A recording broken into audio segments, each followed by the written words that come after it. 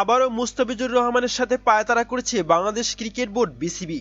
মুস্তাফিজুর রহমান যখনই ভালো খেলছেন তখনই মুস্তাফিজকে টানা হেরচা করছে বাংলাদেশ ক্রিকেট বোর্ড বিসিবি। এবার আইপিএল ছেড়ে দেশে ফিরতে হবে মুস্তাফিজকে, এমনই একটি সংবাদ প্রচার হচ্ছে গণমাধ্যমে। আর সেখানেই বলা হচ্ছে জিম্বাবুয়ের সাথে সিরিজ আছে, তাই মুস্তাফিজকে অবশ্যই বাংলাদেশে ফিরতে হবে। চলমান আইপিএলে প্রথম ম্যাচে দুর্দান্ত পারফরমেন্স করেছেন মুস্তাফিজুর রহমান। চেন্নাই সুপার কিংসের জার্সিতে উদ্বোধনী ম্যাচে 29 রানে 4 উইকেট নেন তিনি। দলকে জেতাতে সবচেয়ে বড় ভূমিকা রাখেন ফিজ। দারুণ শুরু করলো এবারের আইপিএলে পুরো খেলা হবে না মুস্তাফিজের, তবে আন্তর্জাতিক ক্রিকেটে ব্যস্ত সূচির কারণে ফ্র্যাঞ্চাইজি লিগ খেলতে এখন বিসিবির অনাপত্তিপত্র এনসিও পেতে ভালোই বেগ পেতে হচ্ছে বাংলাদেশের ক্রিকেটারদের। জানা গেছে আইপিএল খেলতে অনাপত্তিপত্র এই বাঁহাতি পেসারের ছুটি মঞ্জুর করা হয়েছে জিম্বাবুয়ে সিরিজের আগ পর্যন্ত। 3 মে থেকে ঘরের মাঠে বাংলাদেশকে খেলতে হবে জিম্বাবুয়ের বিপক্ষে 5 ম্যাচের একটি টি-20 সিরিজ। ফিজকে তার আগে আইপিএল থেকে ফিরে আসতে হবে। তবে জিম্বাবুয়ের বিপক্ষে টি-20 সিরিজ শেষ হবে 12 মে। আইপিএলের প্লে অফ পর্ব মাঠে গড়াবে মে মাসের মাঝামাঝি। জিম্বাবুয়ে সিরিজ শেষ করে ফিজের সামনে পুনরায় আইপিএল যাওয়ার সুযোগ থাকলেও বাস্তবে সেটি হওয়ার সম্ভাবনা খুবই কম।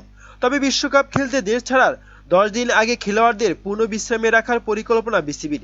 তাছাড়া ওয়ার্কলোড ম্যানেজমেন্টের কারণে মুস্তাফিজের মতো গুরুত্বপূর্ণ সদস্যকে নিয়ে কোনো প্রকার ঝুঁকি নিতে চায় না বাংলাদেশ।